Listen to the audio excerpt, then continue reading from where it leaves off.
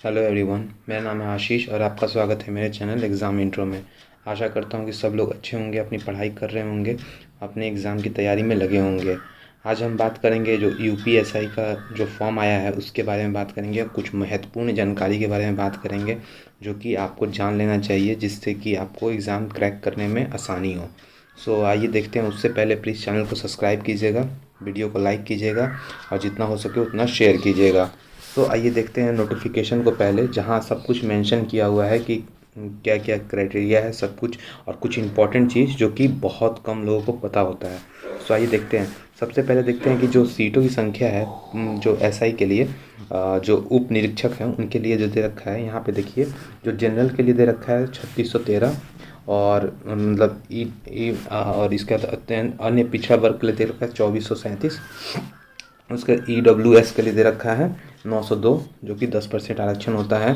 उसके बाद दे रखा है अनुसूचित जाति के लिए दे रखा है 1895, और जनजाति के लिए 180 दे रखा है। टोटल 927 वैकेंसी है जो कि उप निरीक्षक के लिए है।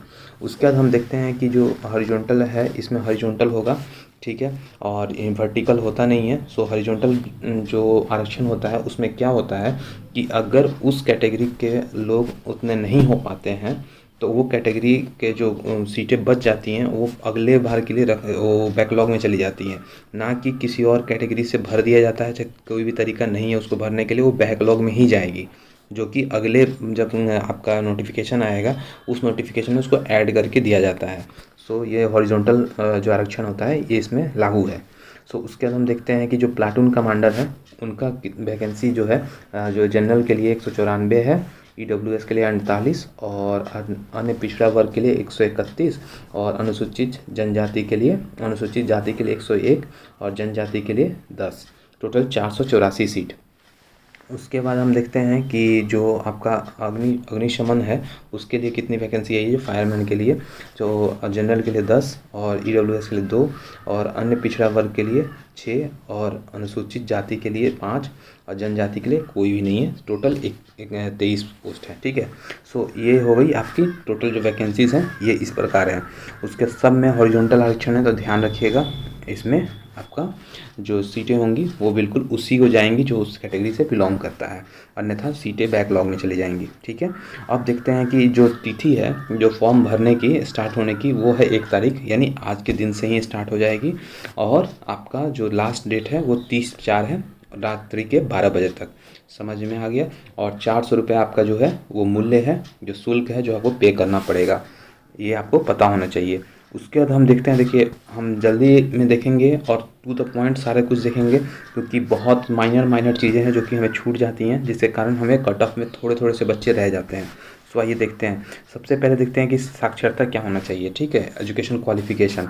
जो उप निरीक्षक हैं उनके लिए आपको स्नातक की डिग्री होनी चाहिए, या भारत सरकार द्वारा समक्ष मतलब होता है उसके पैरेलल कोई डिग्री होना चाहिए आपका ग्रेजुएशन लेवल के लिए, ठीक है। अग्निशमन के लिए होना चाहिए आपका जो किसी भी विश्वविद्यालय से आपका विज्ञान में स्नातक की डिग्री, ठीक है, या तो उसके समकक्ष, ठीक है, यानी वैसा ही कुछ डिग्री होना चाहिए उसके बराबर का। और ध्यान रखिएगा एक चीज़ इसमें बताया गया है जो कि बहुत लोग इग्नोर करके चलते हैं, कि जो बोला गया शैक्षिक जो अर्हता है उसके हेतु जो एपियर्ड हैं और एपियरिंग, वो छात्र मान्य नहीं है इसमें, ठीक है। यानी अगर आप फाइनल ईयर का एग्ज़ाम दे रहे हैं, एपियरिंग है, तो आप मान्य नहीं हैं, आप नहीं भर सकते हैं। सो प्लीज़ मत भरिएगा, बिल्कुल बेकार में आपका जो एप्लीकेशन फॉर्म है 400 रुपये हैं वो बर्बाद हो जाएंगे, ये आपको पता होना चाहिए। उसके बाद बोला गया है कि जो चीज़ें हैं वो क्लियर कर दी जाती हैं, कि यहाँ पे देखिए इसमें आपको देखिए अगली चीज़ें जो बोली जाती हैं कि अगर कोई चीज़ प्रॉब्लम होता है, अगर शुद्ध करना है तो वो आपका दायित्व होगा, ना कि बोर्ड का जो डिसीजन होगा वो लास्ट होगा।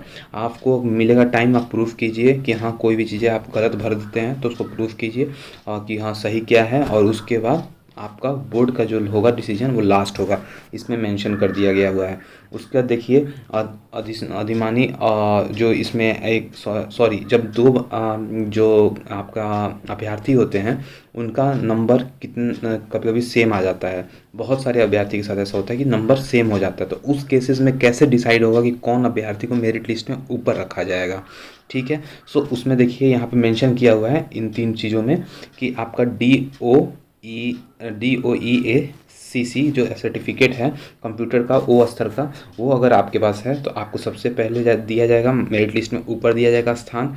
उसके बाद बोला जाएगा कि अगर आप 2 वर्षों का कोई भी सेवा किए हो, ठीक है, प्रशासनिक सेवा, तो आपको ऊपर दिया जाएगा। उसके एनसीसी के बी बोलता है एनसीसी का बी प्रमाण पत्र अगर प्राप्त है तब आपको ऊपर दिया जाएगा, ठीक है। सो ये चीज़ें हो गई आपको जो मेरिट लिस्ट में अगर आपको कैसे ऊपर दिया जाएगा जब अभ्यर्थियों का अंक बराबर बराबर आते हैं तो। उसके बाद देखिए आयु के बारे में जान लीजिए, न्यूनतम है 21 साल और जो में अधिकतम है 28 वर्ष है, ठीक है, जो कि आपको दे रखा है 1/7/2021 तक का होना चाहिए, यानी आपका जो जन्म होना चाहिए 1/7/1993 से लेके और 1/7/2000 के बीच का होना चाहिए, ठीक है। तो ये आपको क्लियर होना चाहिए। उसके बाद आप देखिए आ जाइए सीधे सीधा ऑनलाइन का जो परीक्षा होता है उसके बारे में जान लेते हैं।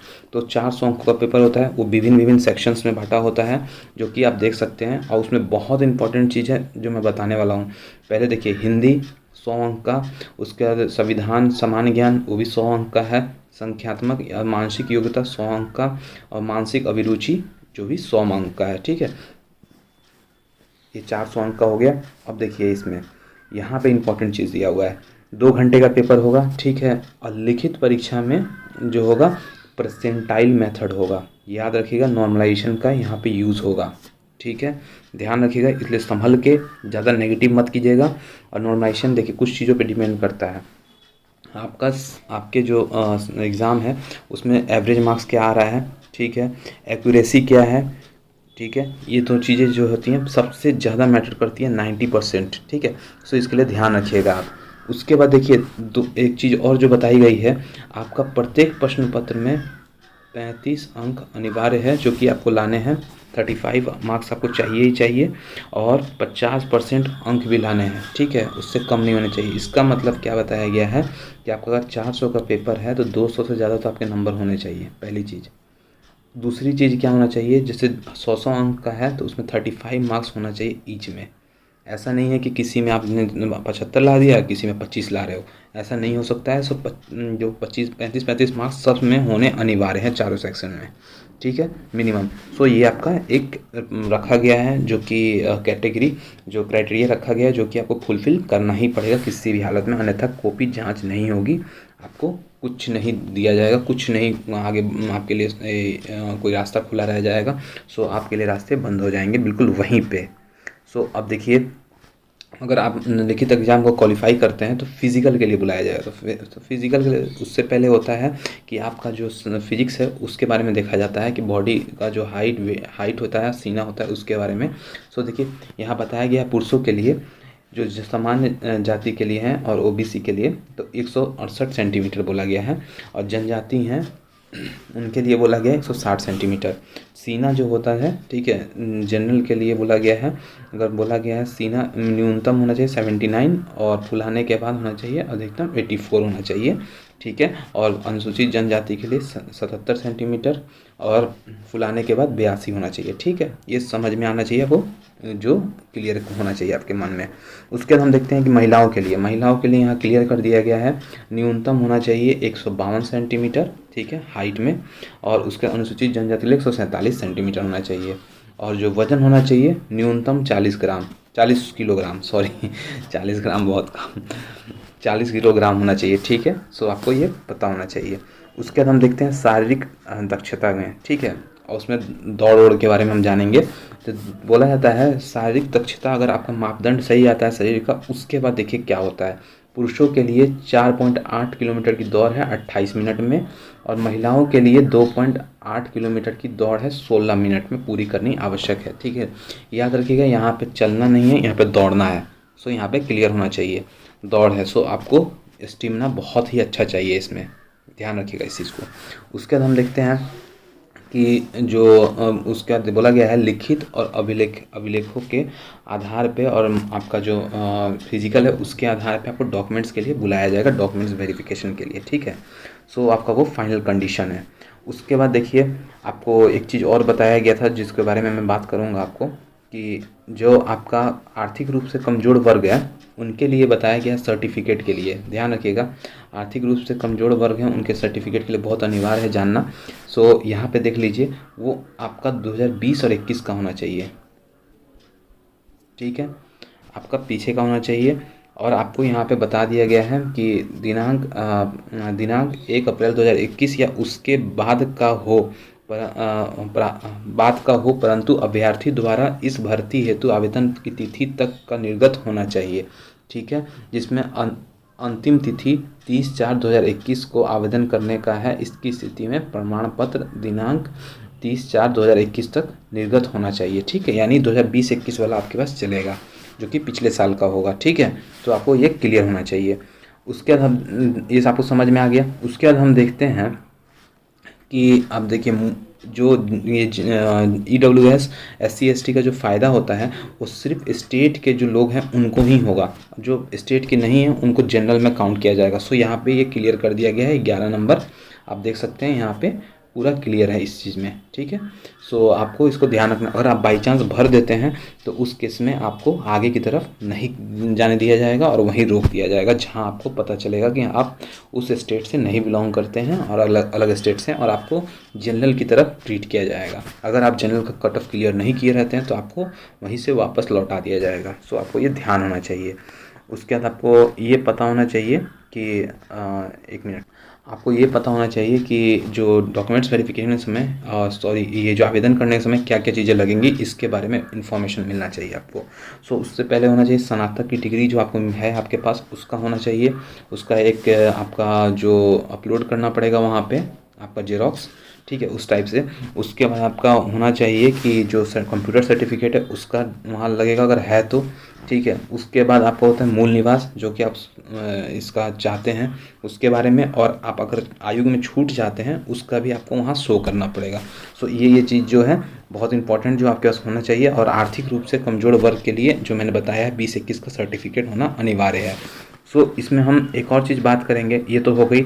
और आपको ऑनलाइन का पता ही है वेबसाइट जो HTTP है ://UPPBPB.gov.in पे जाके आपको रजिस्ट्रेशन करना है, ठीक है।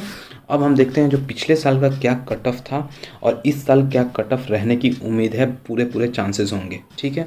सो आइए देखते हैं। यहाँ हम देखेंगे जो प्रीवियस ईयर का जो कट ऑफ था उसके बारे में देखते हैं, ठीक है, जो यूपी पुलिस का तो था और प्लाटून कमांडर का, उसके बारे में जो टोटल पोस्टें थी उसमें 3698 थी, ठीक है, SI का। सो उसमें जो गया था जनरल के लिए वो 332 था, .91 था मार्क्स, और OBC के लिए 321.25 मार्क्स था।